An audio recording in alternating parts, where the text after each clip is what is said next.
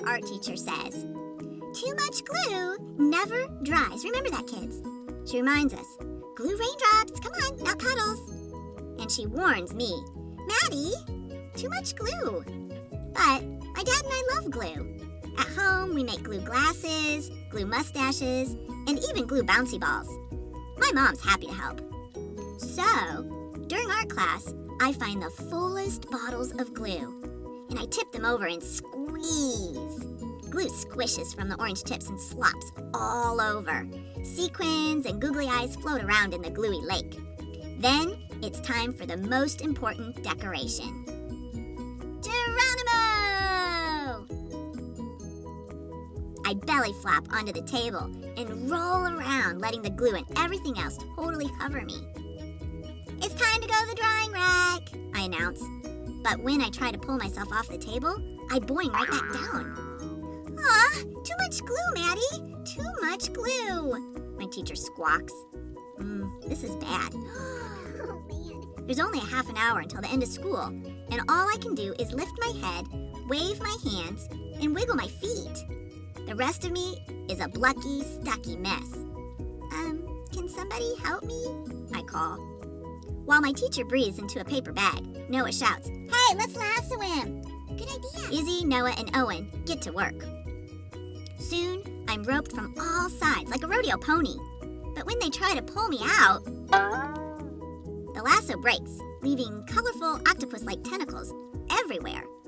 The glue is too strong, and now I'm a clingy, stringy, blucky, stucky mess. Yeah, don't worry, Maddie. We know what to do, shouts Luke and Grace from across the room. Is that a tow truck?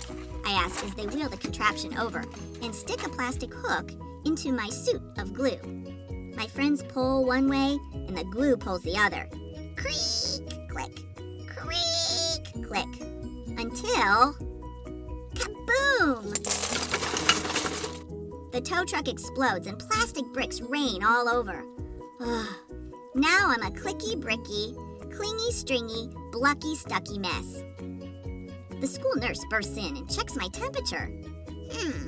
Let's see, 98.6, sorry. No fever.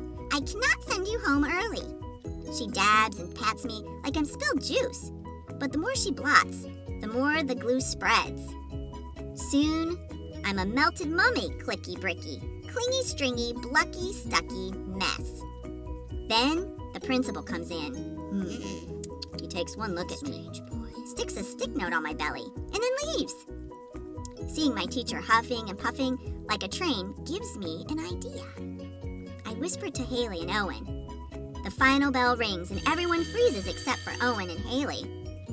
It's the biggest one we could make, they shouted, furiously flapping a huge paper fan at me. Then, just as I'm thinking, I'm gonna be a note on my tummy, melted mummy, clicky, bricky, clingy, stringy, blucky, stucky glue boy for the rest of my life, my plan works. Something my teacher said could never happen, happens. The glue dries, yeah, but I'm still stuck. And now I hear footsteps. The door starts to open. My father and some other carpool parents walk in. Hey, Dad. Dad comes closer and inspects me.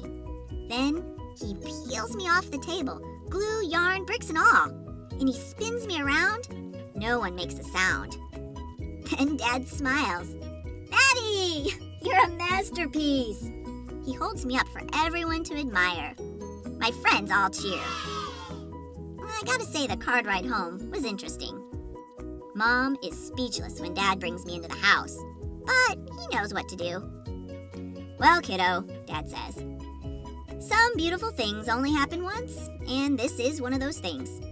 He gently grips the dried glue in front of my neck and behind my collar, and he peels me open like a ripe banana.